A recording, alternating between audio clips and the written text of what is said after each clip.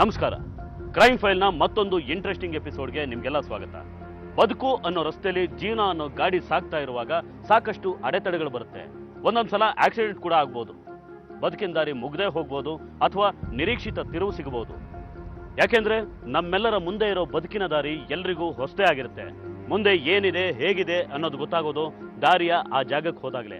ಮೂಡಿಗೆರೆಯ ಚೋಕನಹಳ್ಳಿಯ ಜಗದೀಶ ಅನ್ನೋ ವ್ಯಕ್ತಿಯ ಜೀವನದ ದಾರಿಲೂ ಅಂಥ ಒಂದು ಅಪಘಾತ ನಡೆಯುತ್ತೆ. ಬನ್ನಿ, ಅಂಥ ಒಂದು ವಿಶೇಷವಾದ ಜರ್ನಿ ಈಗ ನಿಮ್ಮ ಮುಂದೆ.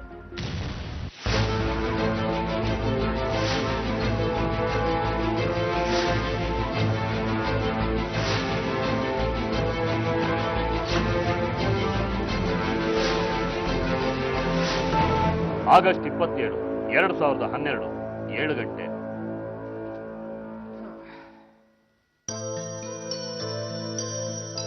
ರೀ, ಅತ್ತೆ ಮಾತ್ರೆ ತಂದ್ರ? ತಗೊಂಬಂದೆ. ಸರಿ, ನಿಮಗೆ ಕಾಫಿ ತಂದ್ಕೊಡ್ಲಾ? ಸ್ವಲ್ಪ ಕೊಡು. ದೀಕ್ಷಾ ಮರಿ, ಏನು ಚೆನ್ನಾಗಿ ಓದ್ತಾ ಇದ್ದೀರಾ? ಚೆನ್ನಾಗಿ ಓದ್ಕೋಬೇಕು. ನೀವಿಬ್ರು ಚಾಕ್ಲೇಟ್.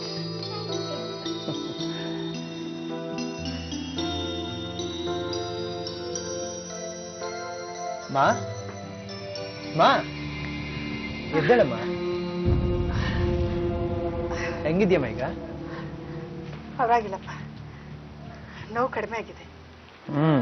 ಮಾ, ಇವತ್ತು ಈ ಮಾತ್ರೆ ತಗೋ, ನಾಳೆ ಮಾಡಿಸ್ಕೊಂಡ್ ಬರೋಣ. ಇನ್ನೊಂದು ವಾರದಲ್ಲಿ ನೀನು ಚೆನ್ನಾಗಿ ಎದ್ದೋಡಾಡ್ಬೋದು.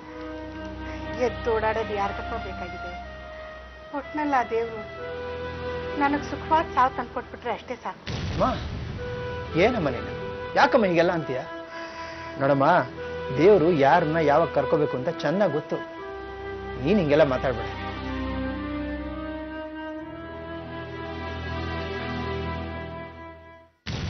ರಾತ್ರಿ 8 ಗಂಟೆ. ಯಾರ್ದು ಫೋನ್ ಇಷ್ಟೊತ್ತಲ್ಲಿ? ಹಲೋ. ಹಾ, ಹೌದು. ಯಾವಾಗ? ಈಗ್ಲೇನಾ? ಸರಿ, ಎಲ್ಲಿಗೆ ಬರಬೇಕು? ಸರಿ, ಬರ್ತೀನಿ.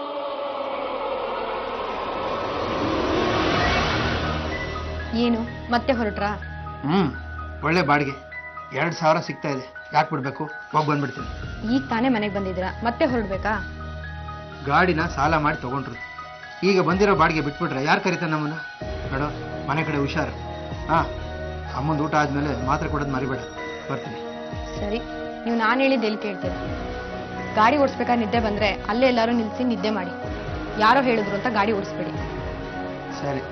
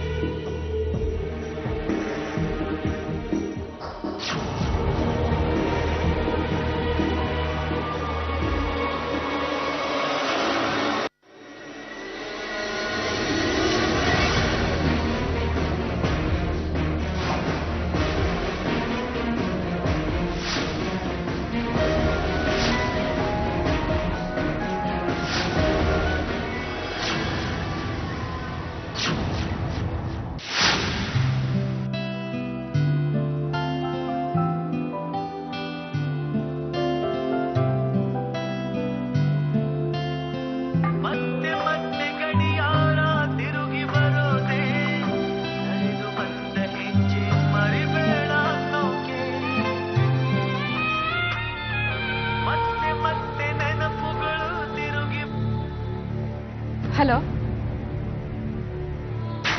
ಹೌದಾ? ಎಲ್ಲಿ? ಏನಾಯ್ತು? ಅಯ್ಯೋ ದೇವ್ರೆ, ಯಾಕಮ್ಮ? ಏನಾಯ್ತು? ಯಾಕಿಷ್ಟು ಗಾಬರಿ ಆಗಿದ್ಯಾ? ಅತ್ತೆ, ಅದು ಏನಾಯ್ತಮ್ಮ?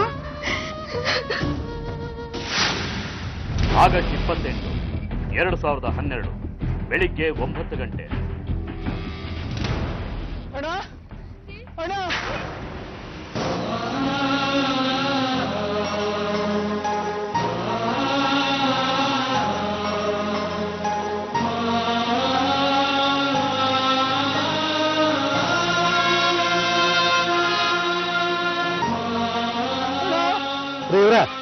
ಹೇಳ್ರಿ ಮೇಲೆ ಏನಾಗ್ಬಿಡ್ತೀವಿ ನಿಮ್ಗೆ? ಹೆಂಡತಿ ಸರ್ ನಿನ್ನೆ ರಾತ್ರಿ ಯಾವುದೋ ಬಾಡಿಗೆ ಬಂತು ಅಂತ ಹೊರಟ್ರಂತೆ ಸರ್. ಇಲ್ಲಿ ನೋಡಿದ್ರೆ ನೋಡ್ರಿ, ಈ ರಸ್ತೆಯಲ್ಲಿರೋ ಎಲ್ಲಾ ತಿರುವುಗಳಿಗೂ ಎಚ್ಚರಿಕೆ ಫಲಕಗಳನ್ನ ಹಾಕಿ. ಕೆಲವರು ಕೇರ್ಲೆಸ್ ಆಗಿ ಡ್ರೈವ್ ಮಾಡ್ಕೊಂಡ್ ಬರ್ತಾರೆ. ಏನಿಲ್ಲ ಅಂದ್ರೆ ವರ್ಷಕ್ಕೆ 10-15 ಜನ ಈ ರೀತಿ ಸಾಯ್ತಿದ್ದಾರೆ. ಇಲ್ಲ ಸರ್, ನಮ್ಮ ಅಣ್ಣ ತುಂಬಾ ಹುಷಾರಾಗಿ ಗಾಡಿ ಓಡಿಸ್ತಾ ಇದ್ರು ಸರ್. ನೋಡಿ ಅವ್ರೆ, ಆಕ್ಸಿಡೆಂಟ್ ಆಗೋದಕ್ಕೆ ನೀವೇ ತಪ್ಪು ಮಾಡಿರ್ಬೇಕು ಅಂತೇನಿಲ್ಲ. ನೋಡಿದ್ರೆ ಯಾರನ್ನೋ ಅವಾಯ್ಡ್ ಮಾಡಕ್ ಹೋಗಿ ಹಳ್ಳಕ್ಕೆ ಬಿದ್ದಿರೋ ತರ ಇದೆ. ತನಿಖೆ ಮಾಡ್ತೀವಿ, ಬಾಡಿನ ಪೋಸ್ಟ್ ಮಾರ್ಟಮ್ ಕಳಿಸ್ತೀವಿ. ಸರ್ ಈಗ್ಲೇ ನಮ್ಮ ಅಣ್ಣನ ಮುಖ ನೋಡಕ್ ಆಗ್ತಿಲ್ಲ ಸರ್. ಇನ್ನು ಇವೆಲ್ಲ ಬೇಕಾ ಸರ್? ಆಕ್ಸಿಡೆಂಟ್ಗೆಲ್ಲ ಯಾಕೆ ಸರ್ ಪೋಸ್ಟ್ ಮಾರ್ಟಮು?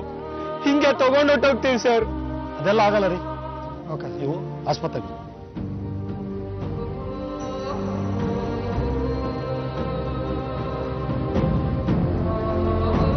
ಬೆಳಿಗ್ಗೆ ಬರ್ತೀನಿ ಅಂತ ರಾತ್ರಿ ಮನೆಯಿಂದ ಹೋಗಿದ್ದ ಜಗದೀಶ್ ಮತ್ಯಾವತ್ತೂ ವಾಪಸ್ ಬರದೇ ಇರೋ ಲೋಕಕ್ಕೆ ಪ್ರಯಾಣ ಬೆಳೆಸ್ತಾರೆ. ಅಪಾಯಕಾರಿ ರಸ್ತೆಗಳಲ್ಲಿ ತುಂಬಾ ಎಚ್ಚರಿಕೆಯಿಂದ ಗಾಡಿ ಓಡಿಸ್ಬೇಕು ಅನ್ನೋದನ್ನ ಜಗದೀಶ್ ಮರ್ತೋದ್ರ ಅಥವಾ ಬೇರೆ ಯಾವ್ದಾದ್ರೂ ವಾಹನ ಈ ಅಪಘಾತಕ್ಕೆ ಕಾರಣ ಆಯ್ತಾ ಗೊತ್ತಿಲ್ಲ. ಒಂದು ರಾತ್ರಿ ಕಳೆದು ಬೆಳಗಾಗೋದ್ರೊಳಗೆ ಜಗದೀಶ್ ಕುಟುಂಬ ಅನಾಥವಾಗಿತ್ತು. ಇಬ್ರು ಹೆಣ್ಮಕ್ಳು, ತಾಯಿ, ಹೆಂಡತಿ ಎಲ್ರನ್ನು ಬಿಟ್ಟು ಕೊನೆ ಪ್ರಯಾಣ ಮುಗಿಸಿರ್ತಾರೆ. ಆ ಮನೆಗೆ ಜಗದೀಶ್ ಏಕೈಕ ಆಧಾರ ಸ್ತಂಭ. ಯಜಮಾನ ಇಲ್ಲದೆ ಇರೋ ಮನೆಯಲ್ಲಿ ಈಗ ಉಳಿದಿರೋದು ಅವರ ನೆನಪು ಹಾಗೂ ದುಃಖ ಮಾತ್ರ. ಏನ್ ಮಾಡೋದು? ಅಣ್ಣ ಈ ನಾಯಸಿದ್ದಿದ್ದೆ ಅಷ್ಟೇ ಏನೋ. ಅವನ್ ಜೊತೆ ಇರಕ್ಕೆ ನಮ್ಗೆ ಋಣ ಇರ್ಲಿಲ್ವೇನೋ. ಬೆಳಗ್ಗೆ ಆಸ್ಪತ್ರೆಗೆ ಕರ್ಕೊಂಡು ಹೋಗ್ತೀನಿ ಅಂತ ಹೇಳಿದ್ದ, ಅವನೇ ಬರ್ಲಿಲ್ಲ. ಅಮ್ಮ, ನಾನು ನಿನ್ ಮಗನೇ ಅಲ್ವಾ? ಅವನ್ ಜಾಗದಲ್ಲಿ ನಾನು ಇರ್ತೀನಿ. ನೀವೆಲ್ಲ ಹೀಗೆ ಅಳ್ತಾ ಕೂತ್ಕೊಂಡ್ರೆ ಅಣ್ಣ ಏನ್ ಆತ್ಮ ನರಳ್ತಾ ಇರತ್ತೆ. ಹಾಗಾಗೋದ್ ಬೇಡ ಅಮ್ಮ. ಆಕ್ಸಿಡೆಂಟ್ ಹೇಗಾಯ್ತು ಅಂತ ಏನಾದ್ರೂ ಗೊತ್ತಾಯ್ತಾ? ಆಕ್ಸಿಡೆಂಟ್ ಆಗಿರೋದು ನಡುರಾತ್ರಿಲಿ. ಯಾರು ನೋಡಿರ್ತಾರೆ? ಇಷ್ಟಕ್ಕೂ ಆಕ್ಸಿಡೆಂಟ್ ಆಗೋಗಿದೆ. ಹೇಗಾಯ್ತು ಅಂತ ಗೊತ್ತಾಗಿ ಏನಾಗ್ಬೇಕಾಗಿದೆ ಬಿಡಿಯತ್ಗೆ?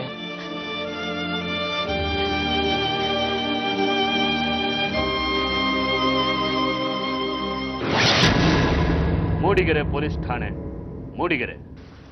ರೀ ಮೋಹನ್, ಇದನ್ನ ಆಕ್ಸಿಡೆಂಟ್ ಅನ್ನೇ ತಿಳ್ಕೊಂಡಿದ್ದಾರೆ. ನಂಬಕ್ಕೆ ಆಗ್ತಾ ಇಲ್ಲ. ಏನಿದೆ ಸರ್ ಪೋಸ್ಟ್ ಮಾರ್ಟಮ್ ರಿಪೋರ್ಟ್ ನಲ್ಲಿ? ಕೊಲೆ. ಆಕ್ಸಿಡೆಂಟ್ ತರ ಕಾಣೋ ಕೊಲೆ. ವ್ಯಾನ್ ಬೀಳೋದಕ್ಕೆ ಮುಂಚೆನೆ ಆತನ ಕೊಲೆ ಆಗಿದೆ. ಅಂದ್ರೆ ಆತನ ಕೊಲೆ ಮಾಡಿ ಬಾಡಿನ ವ್ಯಾನ್ ನಲ್ಲಿಟ್ಟು ಮೇಲ್ಗಡೆಯಿಂದ ವ್ಯಾನ್ ಅನ್ನ ಕೆಳಗೆ ಚೆಲ್ಲಿದ್ದಾರೆ. ನೋಡಿದವ್ರ ಕಣ್ಣಿಗೆ ಆಕ್ಸಿಡೆಂಟ್ ಅಂತ ಕಾಣಲಿ ಅಂತ. ಅಪರಾಧ ಮಾಡಿರೋರಿಗಿಂತ ಪೊಲೀಸ್ನವರು ಬುದ್ಧಿವಂತು ಅಂತ ಪ್ರೂವ್ ಮಾಡಬೇಕು. ಅಪರಾಧ ಮಾಡಿರೋನು ಯಾರೇ ಆಗಿರ್ಲಿ, ಕಾನೂನಿಂದ ತಪ್ಪಿಸ್ಕೊಳ್ಳೋಕೆ ಸಾಧ್ಯನೇ ಆಗಲ್ಲ. ಅಮ್ಮ, ನಾನು ಮನೆಗೆ ಹೋಗಿ ಬರ್ತೀನಮ್ಮ. ಅದ್ಗೆ ಇದೆಲ್ಲ ಯಾರ ಕೈಲಿ ಇರತ್ತೆ ಹೇಳಿ? ಋಣ ಅಷ್ಟೇ ಅಂತ ಸಮಾಧಾನ ಮಾಡ್ಕೋಬೇಕು. ಏನಾದ್ರು ಬೇಕಿದ್ರೆ ಫೋನ್ ಮಾಡಿ ಬರ್ತೀನಿ. ಮಕ್ಕಳು ಮುಂದೆ ದಯವಿಟ್ಟು ಅಳ್ತಾ ಕೂರ್ಬೇಡಿ. ದೇವ್ರಿದಾನೆ, ನೋಡ್ಕೊಳ್ಳೋಣ. ಅಮ್ಮ, ಬರ್ತೀನಿ ಅದ್ಗೆ.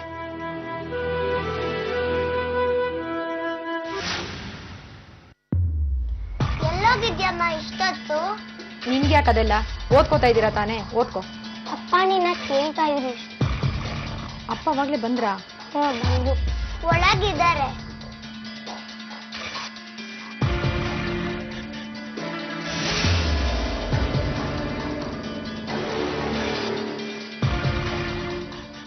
ಏನ್ ಹಾಗೆ ನೋಡ್ತಾ ಇದ್ದೀರಾ? ಯಾವತ್ತು ನೋಡಿಲ್ವಾ? ನೋಡ್ತಾ ಇದ್ದೀನಿ. ಈ ನಿನ್ನ ಅಲಂಕಾರ, ತಿರುಗಾಟ ಯಾರಿಗೋಸ್ಕರ? ಏನ್ ನಿಮ್ ಮಾತಿನ ಅರ್ಥ? ಹೆಂಡತಿ ಅಂದ್ರೆ ಯಾವಾಗ್ಲೂ ಮನೇಲೆ ಬಿದ್ದಿರ್ಬೇಕಾ? ಹೊರಗಡೆ ಎಲ್ಲೂ ಹೋಗ್ಬಾರ್ದಾ? ಒಳ್ಳೆ ಸೀರೆ ಉಟ್ಕೊಂಬಾರ್ದಾ? ಉಟ್ಕೋಬಾರ್ದು, ಓಡಾಡಬಾರ್ದು ಅಂತ ನಾನು ಹೇಳಿಲ್ಲ. ಇದರಿಂದ ಇರೋ ಉದ್ದೇಶ ಏನು ಅಂತ ಕೇಳ್ತಾ ಇದ್ದೀನಿ. ನೋಡಿ, ಬಾಯಿಗೆ ಬಂದಾಗ ಮಾತಾಡ್ಬೇಡಿ. ಕಾಮನೆ ಕಣ್ಣಿಗೆ ಲೋಕ ಎಲ್ಲ ಹಳ್ದಿಯಾಗೆ ಕಾಣುತ್ತೆ. ಹಾ, ನನ್ನ ಕಣ್ಣಿಗೆ ನಿನ್ನ ಮೈ ತುಂಬಾ ಅರ್ಶನ ನಾನು ಬೆಕ್ಕೊಂಡ್ರಾಗ ಕಾಣಿಸ್ತಾ ಇದೆ. ಎಲ್ಲ ಹೋಗಿದ್ದೆ ಹೇಳೆ? ಎಲ್ಲೋ ಹೊರಗಡೆ ಹೋಗಿದ್ದೆ. ಏಯ್, ಯಾಕೆ ಇಷ್ಟೊತ್ತಾಯ್ತು? ಲೇಟ್ ಆಯ್ತು. ಅದನ್ನೇ ಕೇಳ್ತಾ ಇರೋದು, ಯಾಕೆ ಲೇಟ್ ಆಯ್ತು ಅಂತ. ನಿನಗೆ ಹೇಳೋರು ಕೇಳೋರು ಯಾರು ಇಲ್ಲ ಅನ್ಕೊಂಡಿದ್ಯಾ ಮಗಳೇ? ಹಾಗಂತ ನಾನು ಇಲ್ಲ ಹೇಳ್ದೆ, ಸ್ವಲ್ಪ ಲೇಟ್ ಆಯ್ತು ಅಷ್ಟೇ. ಅದನ್ನೇ ಕೇಳ್ತಾ ಇರೋದು, ಯಾಕೆ ಲೇಟ್ ಆಯ್ತು ಅಂತ. ಯಾರು ಮೀಟ್ ಮಾಡಕ್ ಹೋಗಿದೆ? ಎಲ್ಲೋಗಿದೆ ಮಗಳೇ? ನೀವ್ ಹೀಗೆ ಕೇಳಿದ್ರೆ ನನ್ ಏನ್ ಹೇಳಿ? ಏಯ್, ನೀನು ಬರೀ ಮಾತಲ್ಲಿ ಕೇಳಿದ್ರೆ ಹೇಳಲ್ಲ. ಹೇಳು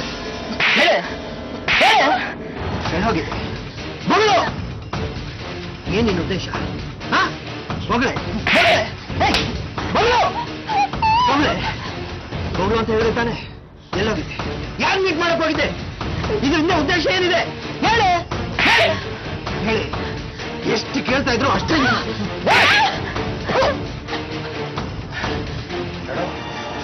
ಇದೇ ಕೊನೆ ಇನ್ನೊಂದು ಸಾರಿ ಹೊಸಲು ದಾಟಿದ್ರೆ ನಿನ್ಗೊಂದು ಗತಿ ಕಾಣಿಸ್ಬಿಡ್ತೀನಿ ನನಗೆ ನನ್ನ ಮಾನ ಮರ್ಯಾದೆ ಮುಖ್ಯ ಅದಕ್ಕಿಂತ ದೊಡ್ಡದು ಬೇರೆ ಯಾವುದೂ ಇಲ್ಲ ತಿಳ್ಕೊ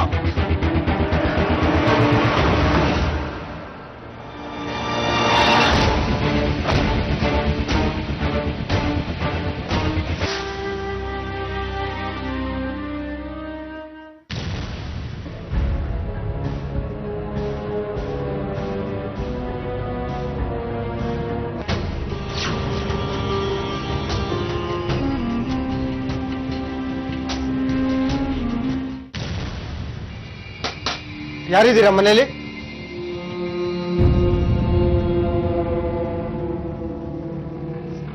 ಸರ್ ನೀವು ಗಾಬರಿ ಆಗ್ಬೇಡಿ ಈ ಟೈಮ್ನಲ್ಲಿ ನಾವು ಬರೋದು ಅಷ್ಟೊಂದು ಚೆನ್ನಾಗಿರಲ್ಲ ಆದ್ರೂ ಏನ್ ಮಾಡೋದು ಬರ್ಲೇಬೇಕಾಗಿ ಯಾಕೆ ಸರ್ ಏನಾಯ್ತು ಆಕ್ಸಿಡೆಂಟ್ ಮಾಡಿದವ್ರು ಯಾರು ಅಂತ ಗೊತ್ತಾಯ್ತಾ ಅದು ಆಕ್ಸಿಡೆಂಟ್ ಅಲ್ಲ ಕೊಲೆ ಕೊಲೆನಾ ಏನ್ ಹೇಳ್ತಾ ಇದೀರಾ ಸರ್ ನೀವು ಹೌದು ಯಾರೋ ಕೊಲೆ ಮಾಡಿ ಬಾಡಿನ ಗಾಡಿಲಿ ಕೂಡಿಸ್ಬಿಟ್ಟು ಮೇಲ್ಗಡೆಯಿಂದ ತಳ್ಬಿಟ್ಟಿದ್ದಾರೆ ಯಾರು ಸರ್ ಕೊಲೆ ಮಾಡಿರೋದು ಇನ್ನೂ ಗೊತ್ತಾಗಿಲ್ಲ ಅದೇ ವಿಷಯ ಮಾತಾಡೋಣ ಅಂತ ಬನ್ನಿ ಯಾರು ಸರ್ ಕೊಲೆ ಮಾಡಿದ್ರು ನನ್ನ ಮಗ ಯಾರಿಗೆ ಏನಂತ ಅನ್ಯಾಯ ಮಾಡಿದ್ದ ನಿಮ್ಗೆ ಯಾರ ಮೇಲಾದ್ರೂ ಅನುಮಾನ ಇದೆಯಾ ಅಂದ್ರೆ ಇತ್ತೀಚೆಗೆ ಯಾರ ಜೊತೆ ಆದ್ರೂ ಜಗಳ ಆಗಿದ್ದು ಸಾಲ ತಗೊಳ್ಳೋದು ಕೊಡೋದು ವಿಷಯ ಆ ಥರ ಏನಾದ್ರು ಇಲ್ಲ ಸರ್ ಅವ್ರಾಯ್ತು ಅವ್ರ ಕೆಲಸ ಆಯ್ತು ಅವ್ರು ಯಾರ ತಂಟೆಗೂ ಹೋಗ್ತಾ ಇರ್ಲಿಲ್ಲ ಸರ್ ಆಸ್ತಿ ವಿಚಾರದಲ್ಲಿ ಸಂಬಂಧಿಕರ ಜೊತೆ ಏನಾದರೂ ಜಗಳ ಆಗಿತ್ತಾ ಯಾರ ಜೊತೆ ಜಗಳ ಆಡ್ಬೇಕು ಸರ್ ಇರೋನೊಬ್ಬ ತಮ್ಮ ಅವರಿಬ್ರು ರಾಮ ಲಕ್ಷ್ಮಣರಾಗಿದ್ರು ಒಂದು ದಿವಸನೂ ತಮಾಷೆಗೂ ಜಗಳ ಆಡ್ದವ್ರಲ್ಲ ಅವರಲ್ಲಿರೋದು ಅವರು ಅವ್ರ ಹೆಂಡತಿ ಮಕ್ಳ ಜೊತೆ ಬೇರೆ ಮನೆ ಮಾಡ್ಕೊಂಡಿದ್ದಾರೆ ಸರ್ ಎಲ್ಲಿರೋದು ಅವ್ರ ಮನೆ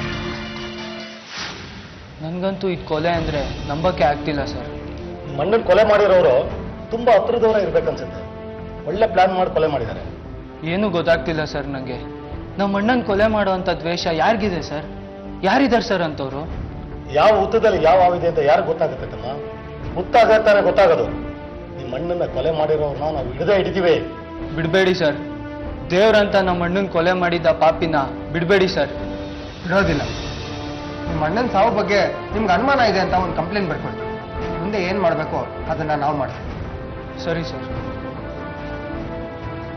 ಆಶ್ಚರ್ಯ ನೋಡಿ, ಜಗದೀಶ ಅಪಘಾತದಿಂದ ಸಾವಿಗೀಡಾಗಿದ್ದಾನೆ ಅನ್ಕೊಂಡಿರುವಾಗಲೇ ಅದು ಆಕಸ್ಮಿಕವಾಗಿ ನಡೆದ ಅಪಘಾತ ಅಲ್ಲ, ಅದೊಂದು ಕೊಲೆ ಅನ್ನೋದು ಗೊತ್ತಾಗಿತ್ತು. ಆದ್ರೆ ಕೊಲೆ ಮಾಡಿದವರು ಯಾರು? ಈ ಪ್ರಶ್ನೆಗೆ ಅಷ್ಟೊಂದು ಸುಲಭವಾಗಿ ಉತ್ತರ ಸಿಗೋದು ಸಾಧ್ಯ ಇರಲಿಲ್ಲ. ಪೊಲೀಸರು ಸಾಕಷ್ಟು ರೀತಿಯಲ್ಲಿ ತನಿಖೆ ಮಾಡ್ತಾರೆ, ಆದ್ರೆ ಯಾವುದೇ ರೀತಿಯ ಸುಳಿವು ಸಿಗೋದಿಲ್ಲ. ಜಗದೀಶ್ ಕೊಲೆ ರಹಸ್ಯ ನಿಗೂಢವಾಗೇ ಉಳಿಯುತ್ತೆ, ಆದ್ರೆ ಪೊಲೀಸರ ಪ್ರಯತ್ನ ಮಾತ್ರ ನಿಲ್ಲೋದಿಲ್ಲ.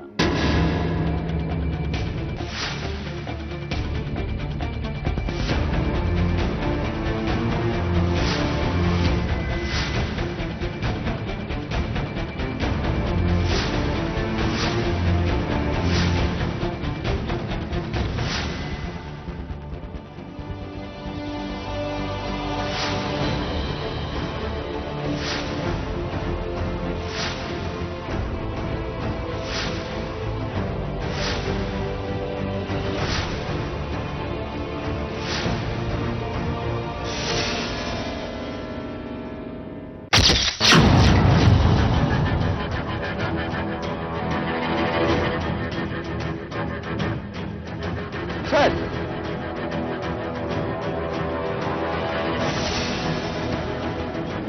ಸರ್ ಇದು ಯಾರೋ ಒಬ್ಬರೇ ಮಾಡಿರೋ ಕೊಲೆ ಅಲ್ಲ ಸರ್.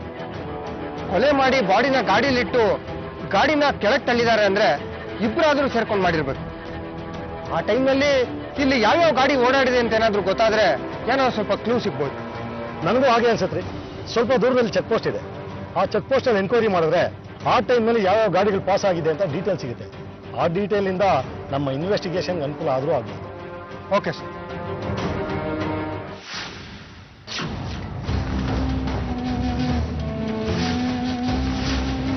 27ನೇ ತಾರೀಕು ನೈಟ್ ಡ್ಯೂಟಿಲಿ ಯಾರಿದ್ರು?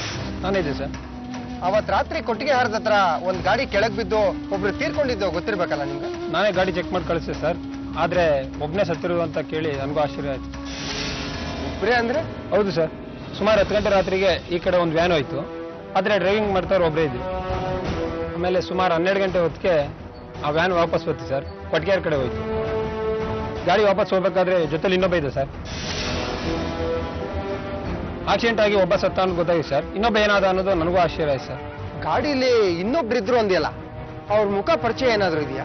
ಅವ್ರ ಮುಖ ಪರಿಚಯ ಇಲ್ಲ ಸರ್. ಕತ್ಲೆ ಏನು ಕಾಣಲಿಲ್ಲ ಸರ್.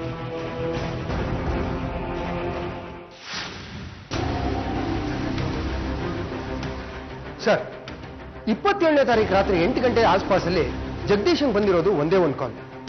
ಕೊಟ್ಟಿಗೆ ಹಾರದಿಂದ ಸ್ವಲ್ಪ ದೂರದಲ್ಲಿ ಅಣ್ಣಪ್ಪ ಸ್ವಾಮಿ ಟೆಂಪಲ್ ಇದೆ. ಅದ್ರ ಪಕ್ಕದಲ್ಲಿ ಒಂದು ಅಂಗಡಿ ಇದೆ. ಅಲ್ಲಿರೋ ಕಾಯಿನ್ ಬೂತ್ ನಂಬರ್ ಇಂದ ಈ ಫೋನ್ ಬಂದಿದೆ ಸರ್. Coin booth?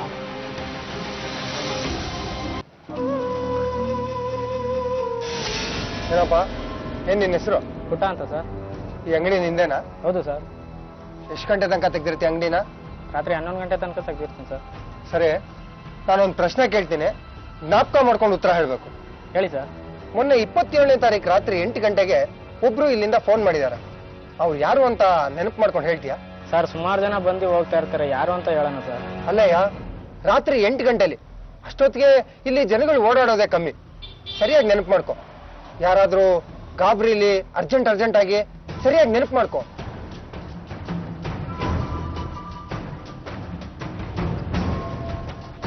ಹಾಂ ಸರ್, ನೆನಪಾಯ್ತು ಸರ್.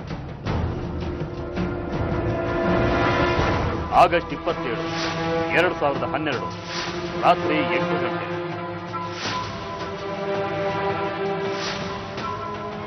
ಅವರೇ ಸರ್, ಜಗ್ಗಣ್ಣ ಅಂತ, ಇಲ್ಲೇ ಬಿಕ್ಕೋಡ್ನವರು. ಜಗ್ಗಣ್ಣ ಅಂದ್ರೆ ಆ ಚೌಕ್ನಲ್ಲಿ ಜಗದೀಶನ? ಅವರಲ್ಲ ಸರ್, ಅವರು ಮೊನ್ನೆ ಆಕ್ಸಿಡೆಂಟಲ್ಲಿ ತೀರೋದು ಅಂತಲ್ಲ ಸರ್. ಈ ಜಗ್ಗಣ್ಣ ಬಂದು ಶುಂಠಿ ಮಾರ್ತಾರೆ ಸರ್. ಅವ್ರ ಮನೆ ಎಲ್ಲಿರೋದು ಅಂತ ಏನಾದ್ರು ಗೊತ್ತಾ?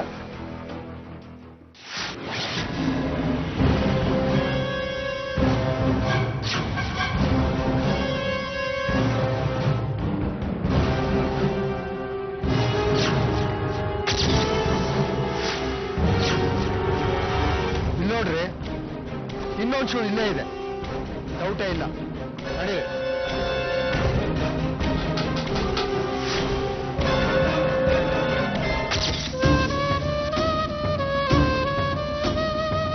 ಹೇಳ್ಕೊಂಡು ನಡೀರಿ, ಹೇಳ್ಕೊಂಡು ನಡೀರಿ ಅವನ್ನ. ಏನ್ ಮಾಡಲಿಲ್ಲ ಸರ್. ಮಗನೇ, ಈಗಲೂ ಅದು ವ್ಯಕ್ತಿ ಇನ್ನ ಬೇಕಾ? ನಿಜ ಏನು ಅಂತ ಹೋಗ್ಲಿಲ್ಲ ಅಂದ್ರೆ ನಿನ್ನ ಕತೆ ಇಲ್ಲೇ ಮುಗಿಸ್ಬಿಡ್ತೀನಿ. ಹುಷಾರ್, ಕೊಡ. ಹೇಳ್ತೀನಿ ಸರ್, ಹೇಳ್ತೀನಿ. ಒಂದು ಕಾಯಿನ್ ಕೊಡಿ, ಅರ್ಜೆಂಟಿಗೆ ಫೋನ್ ಮಾಡಬೇಕು. ಏನ್ ಜಗಣ, 1 ರೂಪಾಯಿಗೆ 100 ರೂಪಾಯಿ ಕೊಡ್ತೀಯಲ್ಲ ಜಗಣ? ಅರ್ಜೆಂಟಾಗಿ ಇದೆ, ಕೊಡಪ್ಪ. ಮೊಬೈಲ್ ಕೆಟ್ಟೋಗಿದೆ. ಚೇಂಜ್ ಇಲ್ಲ, ನಾಳೆ 1 ರೂಪಾಯಿ ಕೊಡ್ತೀಯಾ? ಕೊಡ್ತೀನಿ. ಆಯ್ತು, ಕೊಡು.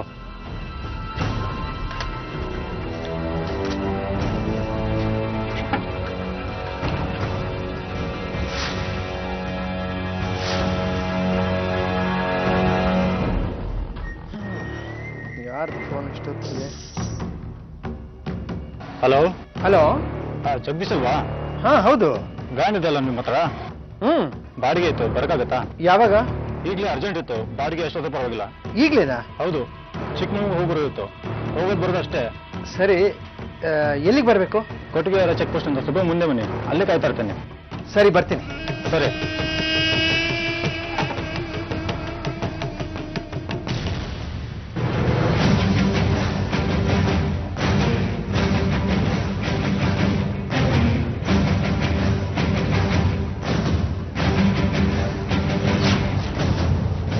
ರಾತ್ರಿ 10 ಗಂಟೆ.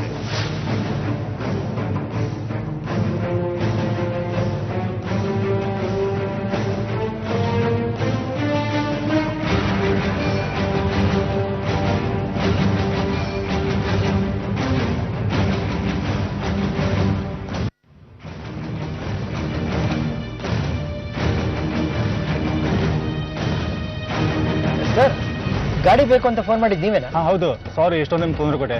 ಅಯ್ಯೋ, ಕೆಲಸ ಮಾಡೋರ್ಗೆ ಎಷ್ಟೊತ್ತಾದ್ರೆ ಏನ್ ಸರ್, ನೀವು ಬೇರೆ ಅರ್ಜೆಂಟ್ ಅಂದ್ರಲ್ಲ, ಬನ್ನಿ ಹೋಗೋಣ. ಸರಿ, ಇಲ್ಲೇ ಊಟ ಮಾಡ್ಕೊಳ್ಳಿ, ಇನ್ನೊಬ್ರನ್ನ ಪಿಕಪ್ ಮಾಡಿದೆ. ಆಯ್ತು ಸರ್, ಬನ್ನಿ ಹೋಗೋಣ.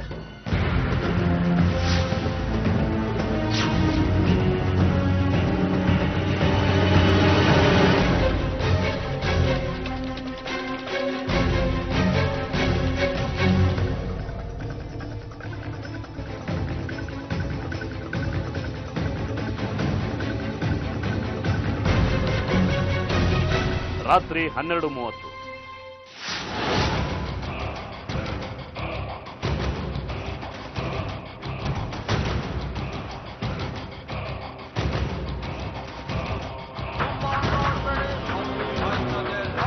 ಹಾಂ ಹಲೋ, ಹಾಂ ಹೋಗ್ತಾ ಇದ್ದೀವಿ, ಅಲ್ಲಿಗೆ ಬಂದುಬಿಡಿ.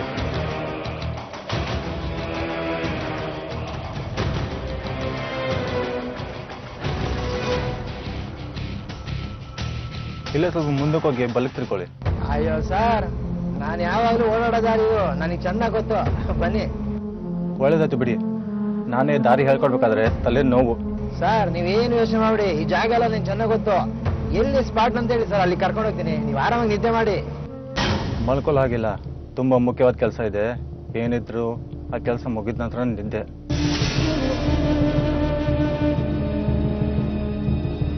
ಜಗದೀಶ ಕಷ್ಟಪಟ್ಟು ದುಡಿಬೇಕು ಅನ್ನೋ ಮನೋಭಾವ ಇರುವಂತ ವ್ಯಕ್ತಿ. ಅದಕ್ಕೋಸ್ಕರ ರಾತ್ರಿ ಅನ್ನೋದನ್ನ ನೋಡದೆ ಒಳ್ಳೆ ಬಾಡಿಗೆ ಬಂತು ಅಂತ ಹೊರಟು ಬರ್ತಾನೆ. ಅವನ ಪಕ್ಕದಲ್ಲಿ ಕೂತಿರೋನ್ ಹೆಸರು ಜಗದೀಶನೇ. ಆದ್ರೆ ಈ ಜಗದೀಶನ್ಗೆ ತನ್ನ ಪಕ್ಕದಲ್ಲಿ ಕೂತಿರೋದು ಸಾವು ಅನ್ನೋ ಸಣ್ಣ ಅನುಮಾನ ಕೂಡ ಇರೋದಿಲ್ಲ. ಅನುಮಾನ ಪಡೋಕೆ ಕಾರಣಗಳೇ ಇರಲಿಲ್ಲ. ಜಗದೀಶ್ ಮನ್ಸಲ್ಲಿ ಇದ್ದಿದ್ದು ಒಂದೇ, ಈ ಬಾಡಿಗೆಯಿಂದ ಒಂದಷ್ಟು ಹಣ ಬಂದ್ರೆ ನಾಳೆ ತಾಯಿನ ಡಾಕ್ಟರ್ ಹತ್ರ ಚೆಕಪ್ಗೆ ಕರ್ಕೊಂಡು ಹೋಗ್ಬೋದು ಅನ್ನೋ ಯೋಚನೆ. ಆದ್ರೆ ಬಾಡಿಗೆ ಅಲ್ಲ, ತಾನೇ ಜೀವಂತವಾಗಿ ವಾಪಸ್ ಹೋಗೋದಿಲ್ಲ ಅನ್ನೋದು ಮುಗ್ಧ ಜಗದೀಶ್ಗೆ ಗೊತ್ತೇ ಆಗೋದಿಲ್ಲ. ಈ ಟರ್ನಿಂಗ್ ತುಂಬ ಡೇಂಜರು, ಇಲ್ಲಿ ತುಂಬ ಆಕ್ಸಿಡೆಂಟ್ ಆಗುತ್ತೆ ಇಲ್ಲಿ. ಹೌದು ಸರ್, ಈ ಟರ್ನಿಂಗ್ ಅಲ್ಲಿ ಸಾಕಷ್ಟು ಆಕ್ಸಿಡೆಂಟ್ ಆಗಿವೆ ಸರ್.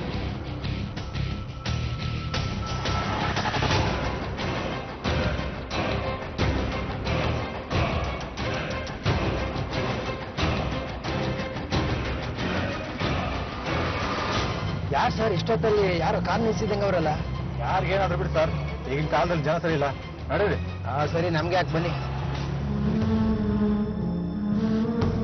ಇಲ್ಲೇ ಮುಂದೆ ಸೈಡ್ ಹಾಕಿ, ಅವ್ರು ಇಲ್ಲೇ ಬರೋದು. ಹೌದಾ ಸರ್? ಸರಿ ಸರ್.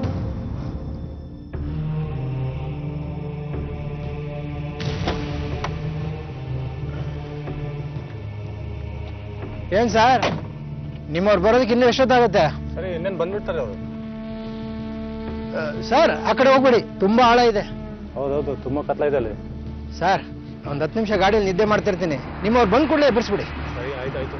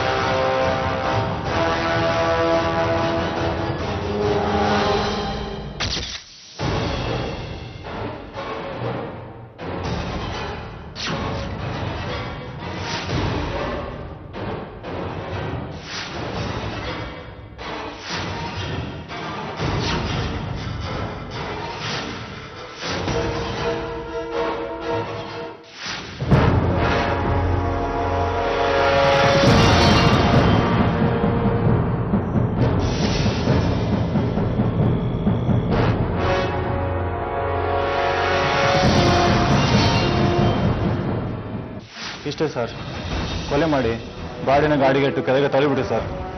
ಇಷ್ಟಕ್ಕೂ ಜಗದೀಶನ್ ಕೊಲೆ ಮಾಡುವಂತ ದ್ವೇಷ ಏನಿತ್ತು ನಿನಗೆ? ಅವನನ್ನ ಯಾಕೆ ನೀನು ಕೊಲೆ ಮಾಡಿದೆ? ನನಗೇನು ದ್ವೇಷ ಇರಲಿಲ್ಲ ಸರ್. ಇಷ್ಟಕ್ಕೂ ಜಗದೀಶ ಮತ್ತು ನಂದೇನು ಪರಿಚಯ ಕೂಡ ಇರಲಿಲ್ಲ ಸರ್. ನಾನು ಮಾಡಿದ್ದು ದುಡ್ಡುಗೋಸ್ಕರ ಸರ್. ದುಡ್ಡುಗೋಸ್ಕರ? ಯಾರು ನಿಮ್ಗೆ ದುಡ್ಡು ಕೊಟ್ಟರು? ಸರ್ ಅವನೇ ಸರ್, ನನ್ನ ಜೊತೆ ಸೇರಿಕೊಂಡು ಕೊಲೆ ಮಾಡಿದ್ನಲ್ಲ. ಯಾರವನು? ನನ್ನ ಫ್ರೆಂಡ್ ಸರ್, ವಿಶ್ವನಾಥ್ ಅಂತ. ಅವನ್ಯಾಕೋ ಜಗದೀಶನ್ ಕೊಲೆ ಮಾಡ್ಬೇಕು ಅಂತ ಪ್ಲಾನ್ ಮಾಡ್ತಾನೆ? ಅದೇನೂ ಗೊತ್ತಿಲ್ಲ ಸರ್. 50,000 ರೂಪಾಯಿ ಕೊಟ್ಟರು ಸರ್. ಫ್ರೆಂಡ್ಶಿಪ್ಪಲ್ಲಿ ಸೇರಿಕೊಂಡು ಜೊತೆಯಲ್ಲಿ ಕೊಲೆ ಮಾಡಿಬಿಟ್ಟು ಸರ್.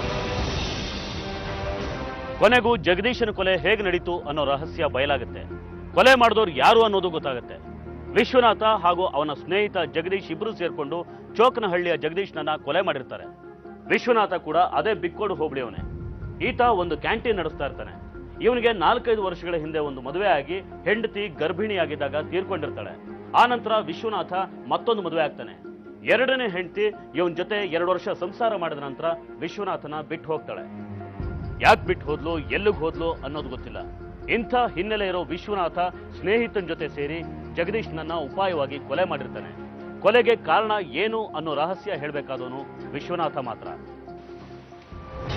ಸೇಟು ಸರ್ ನಮಸ್ತೆ. ಏನ್ ನೀವಿಲ್ಲಿ?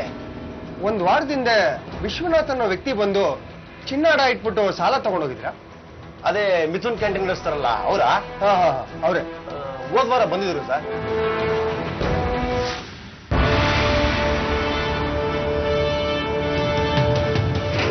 ಏನ್ ಸೆಟು ಆರಾಮ? ಆರಾಮ. ತಗೊಳ್ಳಿ ಇದನ್ನ. ಈ ಚಿನ್ನ ಇಟ್ಕೊಂಡು ಅರ್ಜೆಂಟಾಗಿ 50,000 ಕೊಡಿ ನಂಗೆ. ಇದು ಹೋಟ್ಲು ಬಿಸ್ನೆಸ್ಗೆ ದುಡ್ಡು ಬೇಕಾಯ್ತಾ? ಇಲ್ಲ ಸೆಟು, ಯಾರಿಗೋ ಅರ್ಜೆಂಟಾಗಿ ಕೊಡ್ಬೇಕಾಯ್ತು, ಅದಕ್ಕೆ ತಗೊಂಬಂದೆ. ಸರಿ, ನೀವು ಬೇಗ ಕೊಡಿ. ಒಂದ್ ನಿಮಿಷ.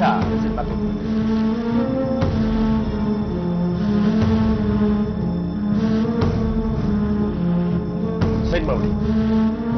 ತಗೊಳ್ಳಿ.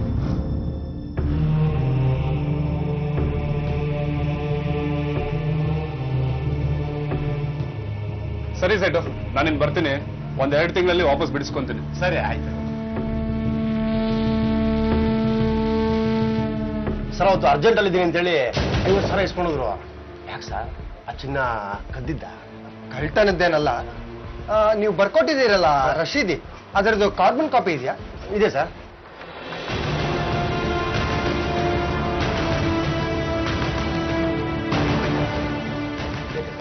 ಕೊಡಿ ಸರ್. ಇದರಲ್ಲಿ ನಮ್ದೇನು ತಪ್ಪಿಲ್ಲ ಸರ್, ಎಲ್ಲ ಕಾನೂನು ರೀತಿನೇ ಮಾಡಿದ್ದೀವಿ. ಸರಿ ಸರಿ. ಆಮೇಲೆ ಸ್ಟೇಷನ್ಗೆ ಬಂದು ಒಂದು ಸ್ಟೇಟ್ಮೆಂಟ್ ಬರ್ಕೊಡಿ. ಸರಿ ಸರ್. ಕ್ಲೀನ್ ಮಾಡ್ಕೊಳ್ಳೋ. ಎಷ್ಟು ಸಲ ಹೇಳೋದು?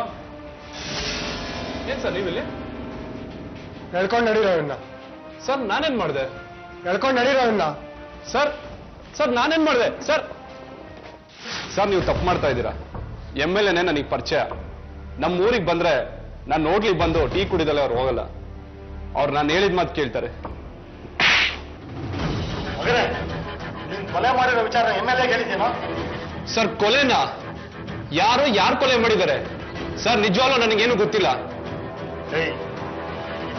ಏನೋ ಇದು? ಏನೋ?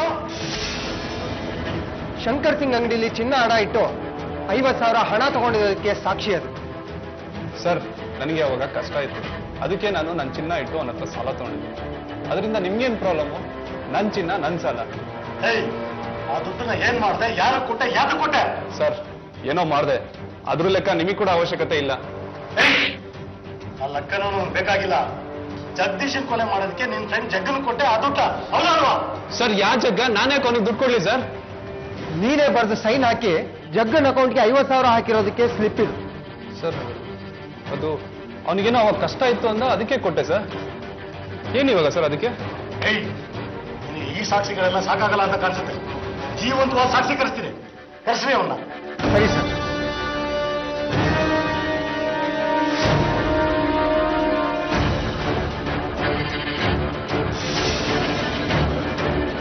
ನಾನು ಹೇಳ್ದಂಗೆ ನಿನ್ನ ಅಕೌಂಟಿಗೆ 50,000 ದುಡ್ಡು ಹಾಕಿದ್ದೀನಿ. ನೀನ್ ಈ ಕೆಲಸ ಮಾಡ್ಲೇಬೇಕು. ಕೊಲೆ ಮಾಡ್ಲೇಬೇಕಾ? ಹೊಡೆದು ಬುದ್ಧಿ ಕಲಿಸ ಸಾಕಲ್ವಾ? ಇಲ್ಲ, ಅವನನ್ನು ಮುಗಿಸ್ಲೇಬೇಕು. ಅಂಥದ್ದೇನು ಮಾಡಿದೆ ನಿಗವನು? ಅದೆಲ್ಲ ನಿನಗೆ ಬೇಡ, ಈ ಕೆಲಸ ಮುಗಿಬೇಕಷ್ಟೇ. ಆಯ್ತು.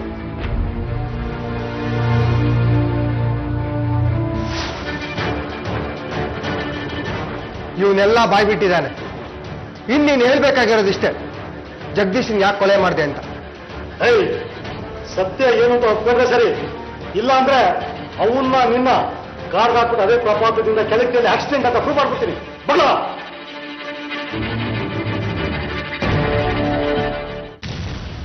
ಸರಿ, ನೀನ್ ಎಲ್ಲಿದೀಯ ಇವಾಗ? ಮನೇಲಿದ್ಯಾ? ಹೌದು, ಬೇಗ ಬಾ, ಕಾಯ್ತಾ ಇದ್ದೀನಿ. ಯಾವಾಗ ನಿನ್ನ ನೋಡ್ತೀನೋ ಅನ್ನಿಸ್ತಾ ಇದೆ. ಸರಿ, ಬರ್ತೀನಿ. ನಾನು ಒಂದು ವಾರ ಆಯ್ತು ನಿನ್ನ ನೋಡಿ, ನಂಗೂ ಹುಚ್ಚಿಡ್ದಂಗ್ ಆಗಿದೆ. ಈಗಲೇ ಹೊರಡ್ತೀನಿ. ಸರಿ, ಬೇಗ ಬಾ. ಆಯ್ತು.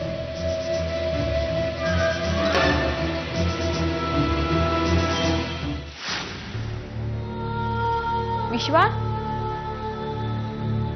ವಿಶ್ವ, ಎಲ್ಲಿದೆ ವಿಶ್ವ? ವಿಶ್ವ, ಹಿಂಗ ಎದುರಿಸೋದು? ನೀನ್ ಹೆಂಗ್ ಭಯ ಬೀಳ್ತೀಯ ನೋಡೋಣ ಅಂತ. ನನ್ಗೆ ಯಾವಾಗ್ಲೂ ಭಯ ಇದ್ದೇ ಇರುತ್ತೆ ವಿಶ್ವ.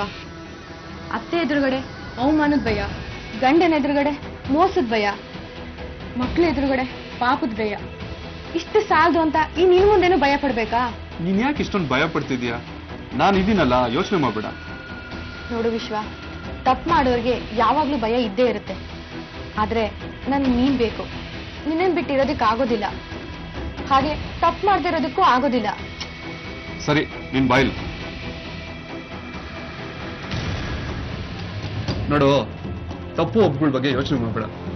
ನಿನ್ ಗಂಡ ನಿನ್ನ ಚೆನ್ನಾಗಿ ನೋಡ್ಕೊಟ್ಟಿದ್ರೆ ನೀನ್ಯಾಗ ನನ್ನ ಹತ್ರ ಬರ್ತಿದ್ದೆ? ನನ್ನ ಹೆಂಡತಿ ನನ್ನನ್ನ ಬಿಟ್ಟೋಗಿಲ್ಲ ಅಂದಿದ್ರೆ ನಾನ್ಯಾಗ ನಿನ್ನ ಹತ್ರ ಬರ್ತಿದ್ದೆ? ನಮ್ಮಿಬ್ಬರಿಗೂ ನಮ್ದೇ ಆದಾಗ ಮನ್ಸಿದೆ, ಆಸೆಗಳಿದೆ. ಒಬ್ರಲ್ಲೊಬ್ರು ಅದನ್ನ ಹುಡ್ಕೊಂಡಿದ್ದೀವಿ.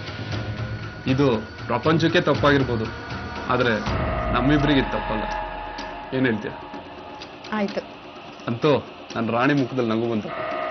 ಮತ್ತೆ ಏನ್ ಸಮಾಚಾರ? ಏನಿಲ್ಲ. ಏನೂ ಇಲ್ದಲೆ ನನ್ನ ನೋಡ್ಕೊಂಡ್ ಬಂದ?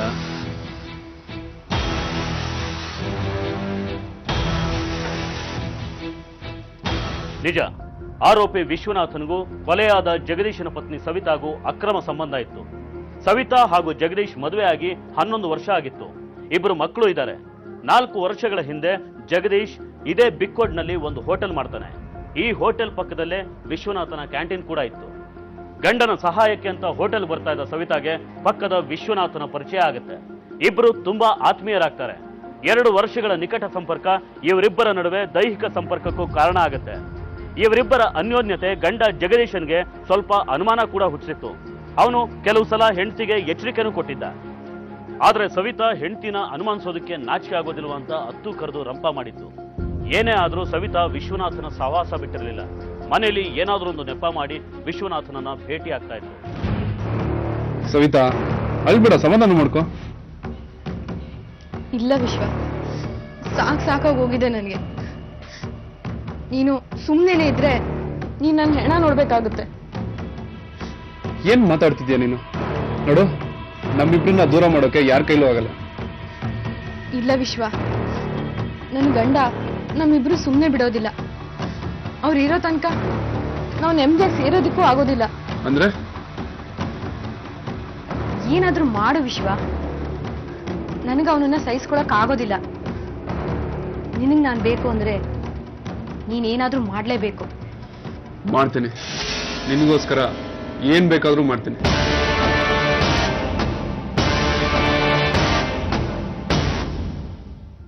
ಹೀಗೆ ಸವಿತಾ ಹಾಗೂ ವಿಶ್ವನಾಥ ಇಬ್ರು ಸೇರಿ ತಮ್ಮ ದಾರಿಗೆ ಅಡ್ಡವಾಗಿರೋ ಜಗದೀಶನ್ನ ಮುಗಿಸೋ ತೀರ್ಮಾನಕ್ಕೆ ಬರ್ತಾರೆ.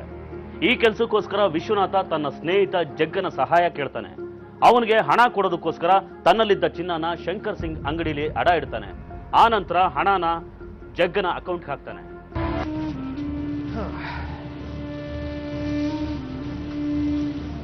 ರೀ, ಅತ್ತೆಗೆ ಮಾತ್ರೆ ತಂದ್ರ? ತಗೊಂಬಂದೆ. ಸರಿ, ನಿಮಗೆ ಕಾಫಿ ತಂದ್ಕೊಡ್ಲಾ? ಸ್ವಲ್ಪ ಕೊಡು.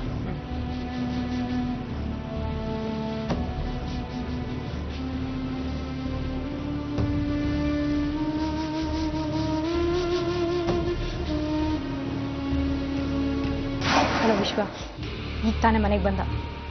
ಫೋನ್ ಮಾಡಿಸು, ಸಿಗ್ತಾನೆ. ಸರಿ, ನಾನು ಜಗಂಗೆ ಹೇಳ್ತೀನಿ.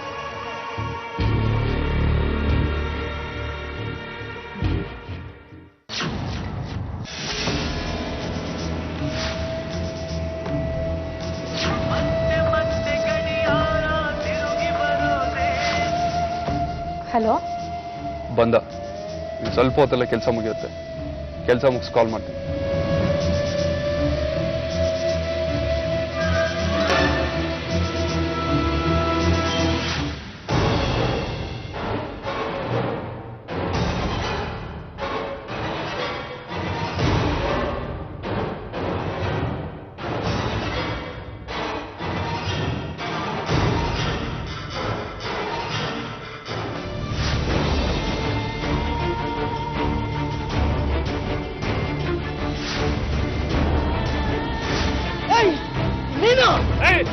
ನಾನೇ ಕಣ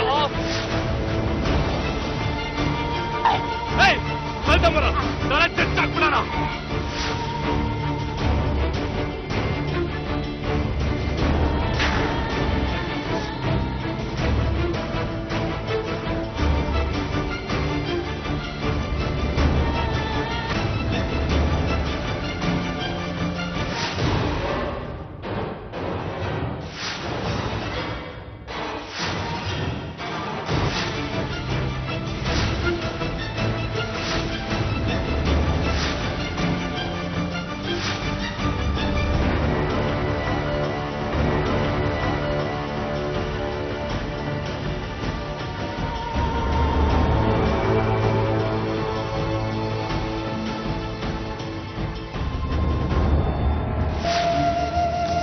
ಕೆಲಸ ಮುಗೀತು.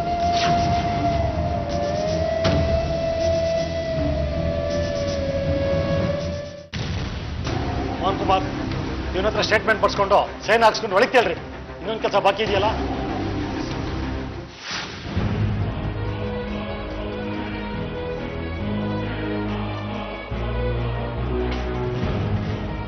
ಸರ್, ಏನಾಯ್ತು ಸರ್?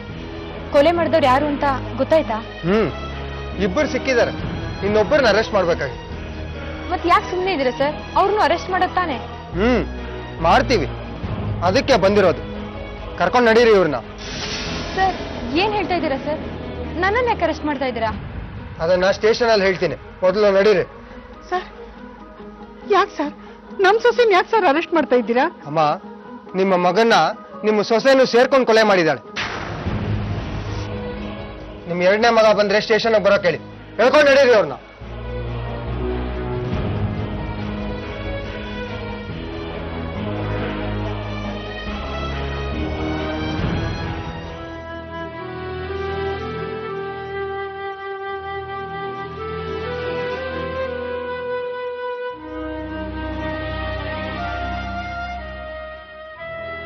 ಮನುಷ್ಯನ ಮನಸ್ಸಲ್ಲಿ ಎಂತೆಂಥ ಭಾವನೆಗಳಿರ್ತವೋ ಹೇಳೋದು ಕಷ್ಟ. ಹಾಗೆ ಮನಸ್ಸಲ್ಲಿ ಯಾವ ಘಳಿಗೆಯಲ್ಲಿ ಯಾವ ಆಲೋಚನೆಗಳು ಬರ್ತವೋ ಹೇಳೋದು ಕಷ್ಟ. ಕೆಟ್ಟ ಯೋಚನೆಗಳು, ದುರಾಸೆ, ಸ್ವಾರ್ಥ ಇದೆಲ್ಲ ಹೆಚ್ಚಾದಷ್ಟು ಅದರ ಪರಿಣಾಮ ಯಾವ ಹಂತಕ್ಕೆ ಬೇಕಾದರೂ ಹೋಗುತ್ತೆ ಅನ್ನೋದಕ್ಕೆ ಈ ಘಟನೆ ಒಂದು ಉದಾಹರಣೆ. ಸವಿತಾ ತನ್ನ ಕುಟುಂಬ, ಮಕ್ಕಳನ್ನು ಕಡೆಗಣಿಸಿ ವಿಶ್ವನಾಥನ ಸಂಘ ಮಾಡಿದರ ಪರಿಣಾಮ ಎಂಥ ದುರಂತ ನಡೆದು ಹೋಯ್ತು ನೋಡಿ. ಪತ್ನಿ ತಪ್ಪುದಾರಿಗೆ ಹೋಗ್ತಾ ಇರೋದನ್ನ ವಿರೋಧಿಸಿದ್ದಕ್ಕೆ ಗಂಡ ಜಗದೀಶ ತನ್ನ ಪ್ರಾಣನೇ ಕಳ್ಕೋಬೇಕಾಯ್ತು. ಅಪರಾಧ ಮಾಡಿ ತಪ್ಪಿಸ್ಕೊಳ್ಳೋದು ಸುಲಭ ಅಲ್ಲ ಅನ್ನೋದನ್ನ ಸವಿತಾ, ವಿಶ್ವನಾಥ ಹಾಗೂ ಜಗ್ಗ 3 ಜನ ಅರ್ಥ ಮಾಡ್ಕೊಳ್ಳಿಲ್ಲ. ಪರಿಣಾಮ 3 ಜನ ಜೈಲು ಸೇರೋ ಹಾಗಾಯ್ತು.